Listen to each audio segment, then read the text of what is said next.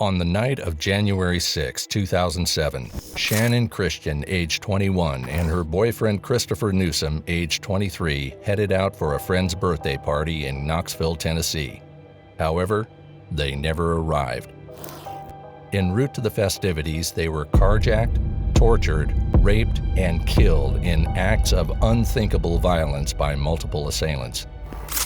The events that followed involved multiple trials and convictions. The case remains one of the most horrific crimes the nation has ever seen. Through it all, details of the horrors this young couple suffered have scraped, but with each suspect pointing the finger of blame at the other and jurors limited by law in what they are allowed to know, the real story of what happened when the couple was taken hostage and ultimately butchered has proved just as inapproachable as the court cases convoluted. Welcome, armchair detectives. We are back at True Detective Network. In today's video, we're about to dissect the gruesome details of a tragic case that left the entire nation in shock. This is the story of the chilling murders of Christopher Newsom and Channon Christian. Shannon Gail Christian moved from Louisiana to Tennessee with her family in 1997. She was a graduate of Farragut High School and a senior majoring in sociology at the University of Tennessee in Knoxville. She planned on graduating in December 2007. Typical girl. I mean, she wasn't perfect. Nobody's perfect, but she never gave us any trouble, always did well in school. She was beautiful, but what made her even more beautiful was the fact that she was not stuck on herself. Shannon was 21 years old when she was murdered. Hugh Christopher "Chris" Newsom Jr. was a former baseball player for the Halls High School Red Devils, graduating in 2002. Anybody that knew Chris was his friend, and he had a smile that everybody just loved. Chris was an excellent baseball player. Good boy, good kid, worked hard, had a lot of skills. Could have went on and played further if he'd chose to. After high school, he attended Pellissippi State Technical Community College and became a carpenter. Newsom was 23 years old when he was murdered. They were both living with their parents and had just begun dating. On January 6, Christopher Newsom, 23, and Channon Christian, 21, had dinner at a local restaurant with plans to go to a friend's home to watch a movie. They were last seen leaving an apartment complex. Dina Christian, Shannon's mother, awoke with a bad feeling on January 7. Channon, a sociology major at the University of Tennessee, wasn't home or answering phone calls. The worry intensified when Shannon's best friend called and said that the two were no-shows at the party. Then Shannon's boss phoned to say she never came to work. Dina dialed 911. Because Channon and Chris were adults, authorities couldn't step in until after 24 hours had passed. The parents were forced to become the lead investigators in the disappearance of their own children. While the Newsoms manned the phones, calls to friends, hospitals, and such, the Christians learned their daughter's phone had last pinged a cell tower near Cherry Street in northeast Knoxville. Friends and family of both carried out a street-by-street search around the tower and finally found Channon Christian's Toyota SUV abandoned at an intersection near Davidson's rental home on Chipman Street. The vehicle's window stickers had been removed, the doors wiped down, the driver's seat pushed back, and mud in the floorboard. Ed Kingsbury, an investigator with the Knoxville Police Department, reported that the vehicle had been wiped down, and the scrubbing was an alarming red flag. The situation went from bad to worse. On January 8, a man's burned body, still smoking in the aftermath of being set ablaze, was found near train tracks. January 7th, a train conductor reports a body found near the railroad tracks and 9th Avenue in East Knoxville. Authorities confirmed that it was Chris Newsom. He had been bound and shot 3 times and set on fire.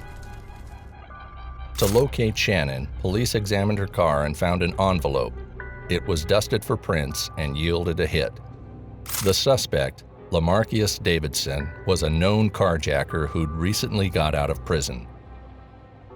Investigators learned that he was renting a small house on Chipman Street in the Cherry Street area. On January 9, Investigators searched the house and found Shannon's lifeless body. She had been gang raped, choked, and bound before being put in a garbage can and suffocated to death. A search of the murder scene turned up a video rented from a library in Kentucky by a man named George Thomas. As the investigation crossed state lines and federal investigators were called in, Knoxville police questioned Davidson's girlfriend, Daphne Sutton, who'd lived in the Chipman Street house right up until Channon and Chris went missing. Sutton told authorities on January 7, Davidson was at the house with Thomas, Davidson's half-brother, Latalvis Cobbins, and a woman named Vanessa Coleman. Sutton said she'd last seen Davidson when she dropped him off later that day at the home of a person named Eric Boyd. Knoxville police tracked down Boyd, who led them to a house where Davidson was holed up. As the SWAT team grabbed Davidson, the suspect declared that he'd done nothing to that girl. Meanwhile, about 133 miles away in Lebanon, Kentucky, Cobbins, Coleman, and Thomas were arrested. Authorities counted on the alleged co-conspirators to rat each other out, and Thomas revealed that Davidson was the ringleader of the murders and named Boyd as his accomplice. 5 suspects were involved: Lamarcus Davidson, Latalvis Cobbins, George Thomas, Vanessa Coleman, who was Cobbins' girlfriend, and Eric Boyd. Authorities had the suspects in custody, and mounting DNA material was incriminating suspects in varying ways to Shannon's killing, despite the fact household cleaner had been poured in her mouth to remove evidence. And there's the bottle of bleach cleaner. On the other hand, DNA evidence on Chris was destroyed when his body was set ablaze. Injuries and the extent of the torture and how the victims appeared when they were found started kind of permeating out. And you really saw people, prosecutors, that you could tell, I mean, veteran prosecutors that have done this for years, that they were impacted, that they couldn't talk about it. So this was a very horrific, and sinister is a good word, crime that just impacted and touched everyone involved, and then that feeling started to permeate throughout the community. Yeah, it was tough, especially as a kid that you knew that had been at your house. He'd been at my house with my oldest boy that played baseball together. But what exactly led to the suspects committing this heinous crime? Investigations revealed a complete story. Chipman Street resident Lamarcus Davidson was broke and angry. His girlfriend, Daphne Sutton, had left him. He had no car and no way to earn money. Selling dope, that's what I do, Davidson would later tell law enforcement. Law enforcers knew, however, that Davidson was not simply a drug dealer. He was on parole for carjacking and, in the days leading up to the abduction of Christian and Newsom, was suspected in a series of robberies. In the days before the couple's abduction, Davidson's brother Latalvis Cobbins came to Knoxville from Kentucky to stay with him. He brought along his friend George Thomas and his girlfriend Vanessa Coleman. None of the three had jobs, money, or vehicles. Cobbins and Thomas were homeless. Coleman had a salt-of-the-earth family to turn to for help, but chose not to. Davidson grew increasingly angry over what he viewed as the freeloading of his brother and his guests. He turned that anger on Sutton. A day later, Davidson had concocted a plan to solve all his woes. He, with help from Cobbins and a buddy, Eric Boyd, would carjack someone.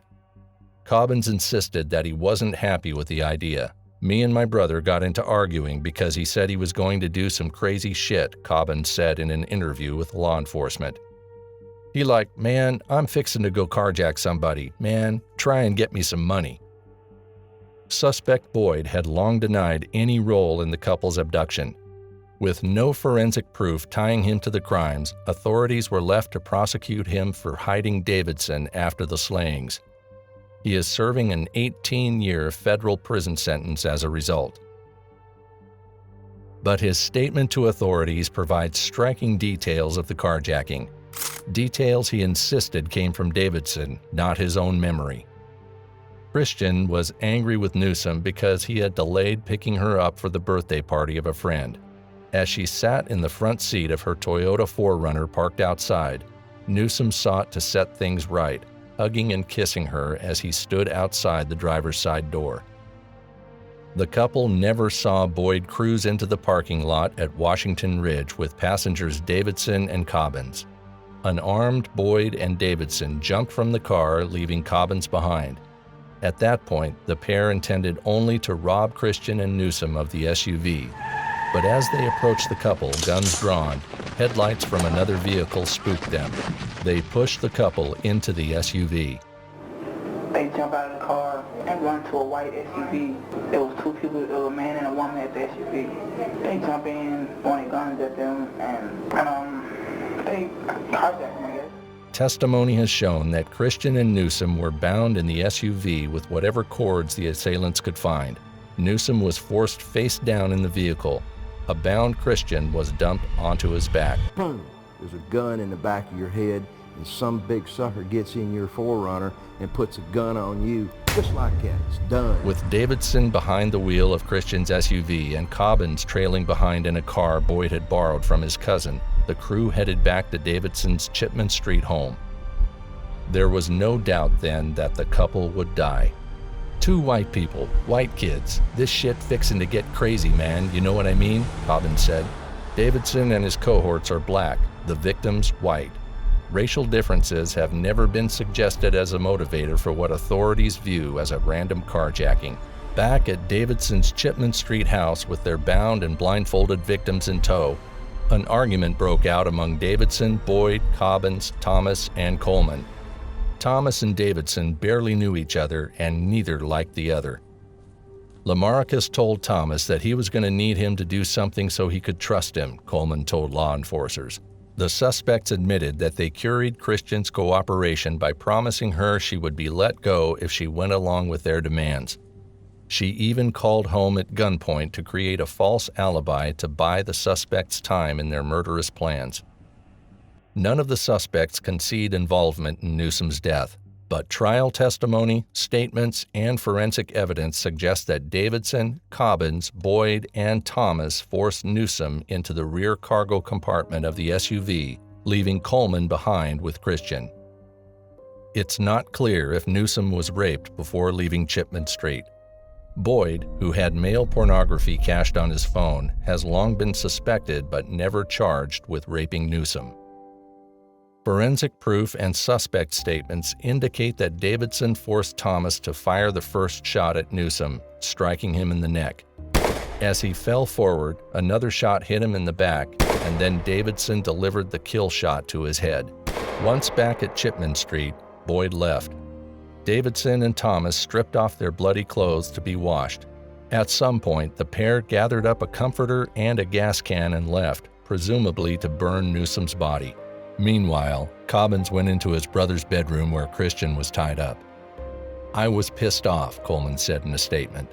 Cobbins would later tell a jury that he promised Christian she would go free if she agreed to oral sex.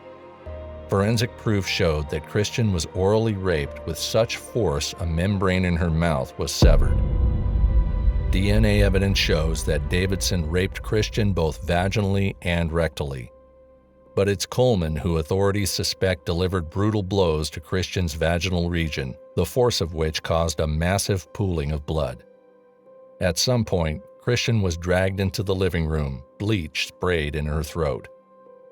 She looked terrified, Cobbins told law enforcers. "They made me go back in the bedroom," Coleman recalled. "When I came back into the kitchen, I see them tying her up in the fetal position." Fingerprint evidence shows that it was Davidson and Cobbins who wrapped Christian in trash bags. She was then stuffed alive inside a trash can in the kitchen of the Chipman Street house. On March 4, 2008, a year and 3 months after the murders, Knox County's district attorney said he planned to seek the death penalty against 4 defendants. Next, we head to the courtroom, the process of seeking justice that stretched on for years. The parents of the 2 young people having to sit through the evidence that would turn your stomach and break your heart. That's beginning tomorrow at 5:30. On April 4, a federal jury found Eric Boyd guilty of being an accessory after the fact in connection with the case.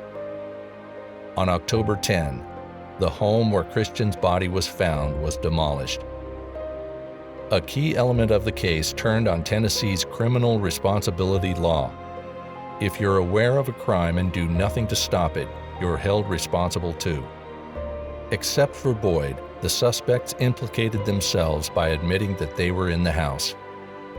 Among the questions that emerged was whether Coleman was a willing participant in the crime or held against her will. In a journal, Coleman described events around January 7 as fun adventures. It cast doubts on her claims of innocence. Trials unfolded separately. In April 2008, Boyd was found guilty of being an accessory to a fatal carjacking and of aiding Davidson, a fugitive. He was sentenced to a maximum of 18 years. The Knox County DA built sturdy cases against Davidson, Cobbins, and Thomas. Over 8 months, each was tried independently on 46 charges, including the kidnap, rape, and murder of Channon and Chris. In July 2009, for the first time, the victims' families saw pictures of the crime scene on Chipman Street. On July 21, Knox County Criminal Court Judge Richard Baumgartner cleared the way for prosecutors to use evidence collected at the house where Channon Christian's body was found. 3 days later, a judge denied a motion to dismiss DNA samples collected at the Chipman Street home. Photographs of the crimes caused some people in court to pass out. The judge, former Knox County Criminal Court Judge Richard Baumgartner, declared that anyone who cried would be kicked out of court. Ladies and gentlemen, I will not tolerate that.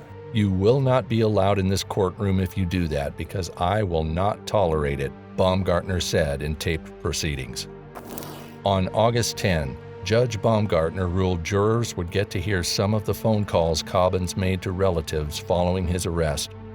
The calls included comments he made about DNA and other evidence in the case. They also recorded him discussing his membership in a gang. In August, Latalvis Cobbins was convicted of first-degree murder in the death of Christian and facilitation of murder in connection to the death of Newsom.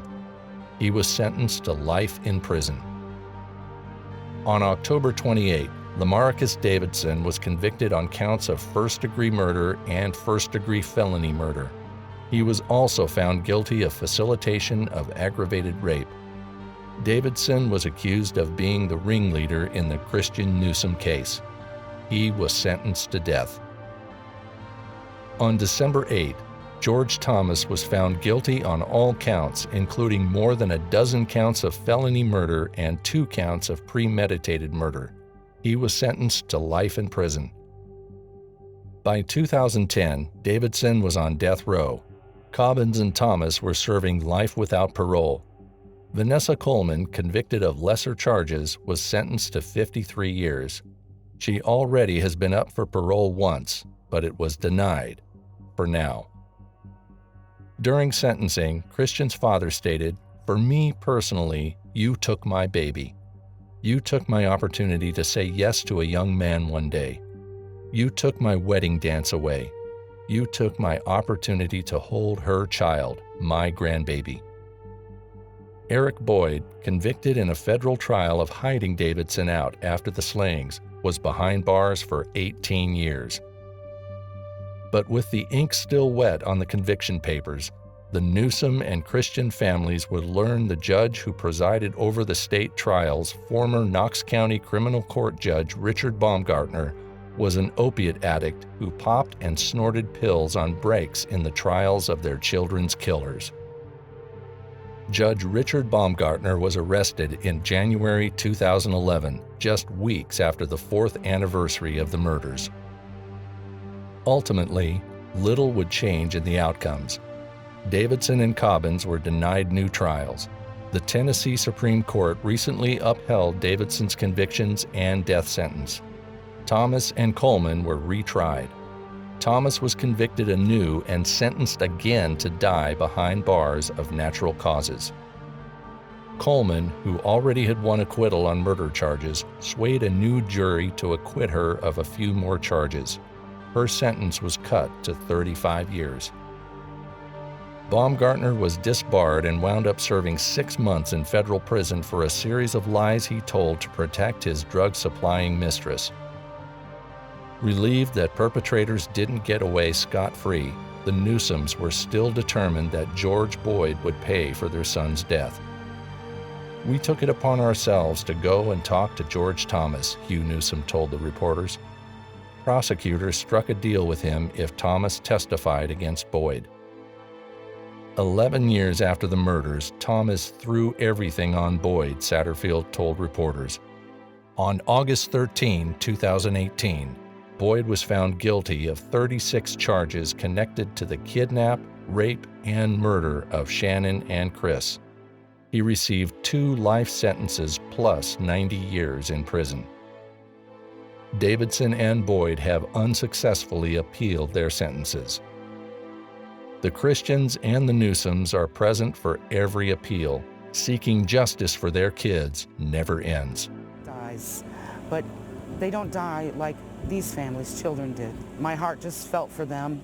We don't know what it's like, what they're going through, and anything that we can do. A bunch of cards from people that don't know us, that just have to say something and want to say something, you know, that they're praying for us, and there's been an awful lot of support that we really appreciate.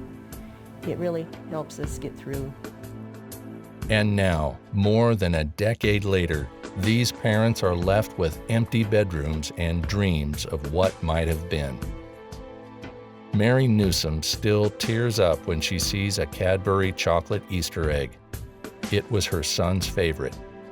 She and her husband still stop every time someone mentions his name. No matter where you go, people want to stop you and ask you questions about it, Mary Newsom said. Her husband added, "We give them the time. We let them state what they need to state and thank them for it."